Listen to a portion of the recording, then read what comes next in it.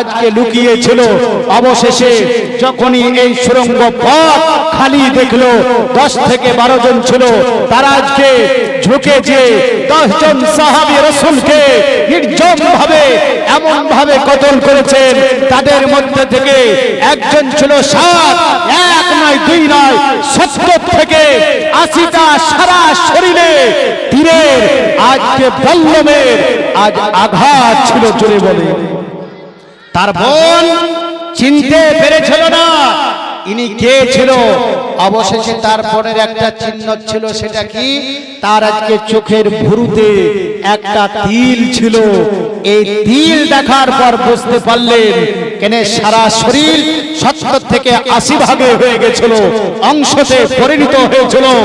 আর বেদিন কাফেরা চারদিকে ঘেরাও করে আল্লাহর নবী সাল্লাল্লাহু তাআলা আলাইহি ওয়াসাল্লামের চাচা আমিরে হামজা উনি আজ এক জায়গাতে যুদ্ধ করছিলেন। আর ওয়াহাসি পেছন থেকে আজ এমন ভাবে তীর চালিয়েছে, আর তীর চালানোর সঙ্গে সঙ্গে আজ সারা দেহকে টুকরো টুকরো করে দিয়ে আল্লাহর নবীজির চাচা আজ তাকে মারার জন্য তীর বল্লম যখন রেডি করলো, কাতর হয়ে গেছে, জামিনে পড়ে গেছে।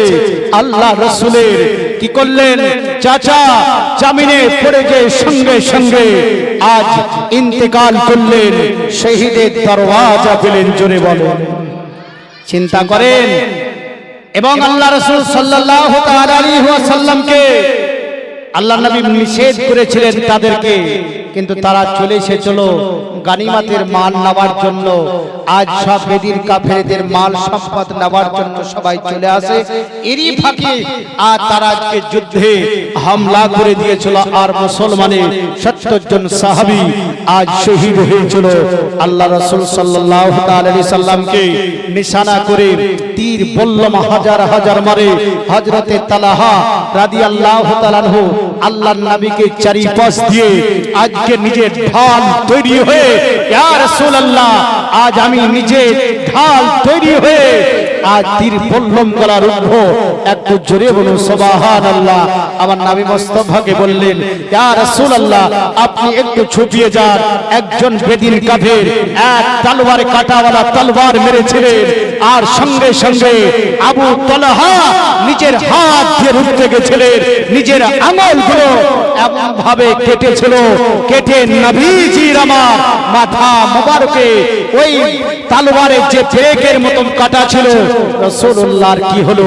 ঢুকে গেছিলেন আমার নবীজি, আর সারা শরীর রক্তে রঞ্জিত হয়ে গেছিলেন। বেদিন কাফেররা এলান করে দিল, জানিয়ে দিল মুহাম্মদ শহীদ হয়ে গেছে, মুহাম্মদ শহীদ হয়ে গেছে। সবারই শোক নেমে আসলো।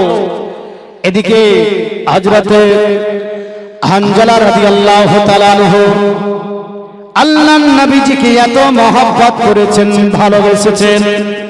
যেই দিন বিবাহ হয় রাত্রিতে বাসর ঘরে ছিলেন। যুদ্ধের যখন দামামা বেজে উঠল, বলে তোমরা কে কোথায় রয়েছে?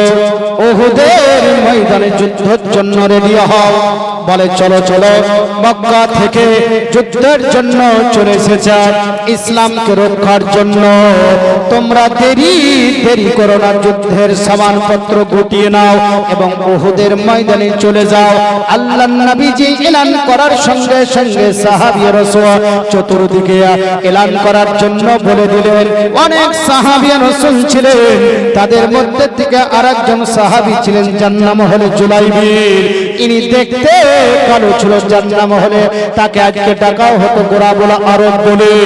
ইনি বিবাহের সামান কিনতে গেছিলেন, বিবাহের সামান রেখে দিয়ে দোকানদারকে বলেছিল, ওগো দোকানদার বিবাহের সামান নয়, আমাকে যুদ্ধের সামান দাও। বাসর রাত ত্যাগ করে দিয়ে যুদ্ধের ময়দান হযরতে হানজালা রাদিয়াল্লাহু তাআলা চলে গেলেন। যাওয়ার পরে যুদ্ধ করছে তবল যুদ্ধ, আজকে লড়াই চলছে। এমন ভাবে লড়াই যে আজকে যুদ্ধে রদ বদল করে দিয়েছিলেন। আর রদ বদল করে যেদিকে ওমর একদিকে, হযরত আবু বকর সিদ্দিক একদিকে, চারিদিকে সাহাবী রাসূল আজকে ছড়িয়ে দিলেন। কেউ বলে কাফের বেদেরা বলে মুহাম্মদ শহীদ হয়ে গেছে, মুহাম্মদ শেষ হয়ে গেছে। আবার বেদিন কাফেরা মানে আবু সুফিয়ান ওই উহুদের পাহাড়ের উপরে উঠে বলে ওমর শহীদ হয়ে গেছে, আবু বকর শহীদ হয়ে গেছে।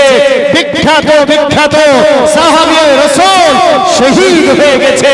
সঙ্গে সঙ্গে ওমর রাগ না থামতে পেরে বললে ও সুফিয়ান আমরা এখনো শহীদ হইনি, আজ ঈমানি রক্ত এখনো আমাদের ফুরিয়ে যায়নি। জোরে বলে ঈমানি রক্ত এখনো ফুটছে।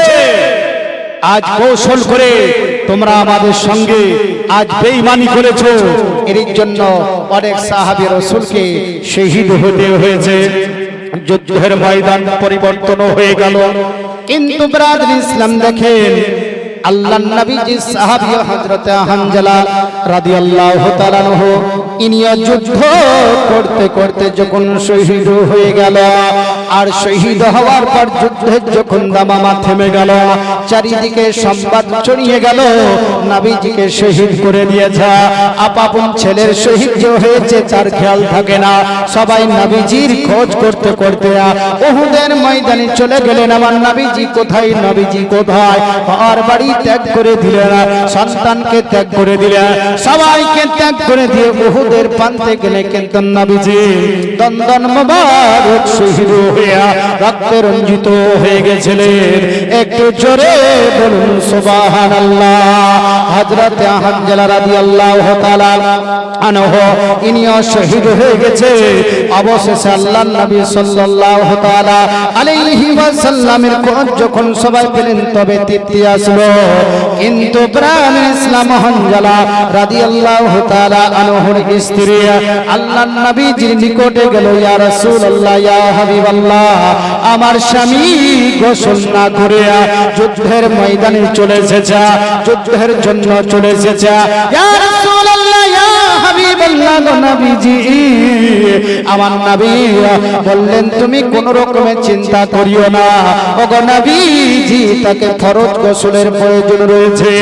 দেখেন কত কষ্ট করে তারা ঈমান আনার পরে যুদ্ধ করেছে, নাকি বলেন? দেখো কেমন ঈমান এনেছে আমার নবীর সাহাবারা, সেই যুগের সাহাবারা। দেখো কেমন ঈমান এনেছে আমার নবীর সাহাবারা, সেই যুগের সাহাবারা।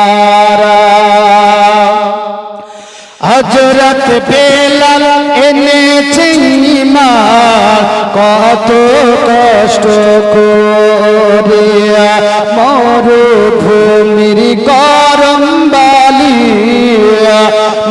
গায়ে তার ঢালে, তব বেলাল ছাড়েনি কালেমা, তব বেলাল ছাড়েনি ঈমান, পড়ে লা ইলাহা ইল্লাল্লাহ।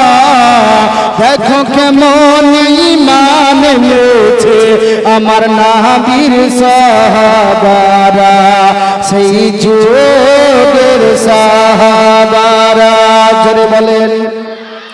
হযরত খাব্বাব এনেছে ঈমান কত কষ্ট করে, আগুনের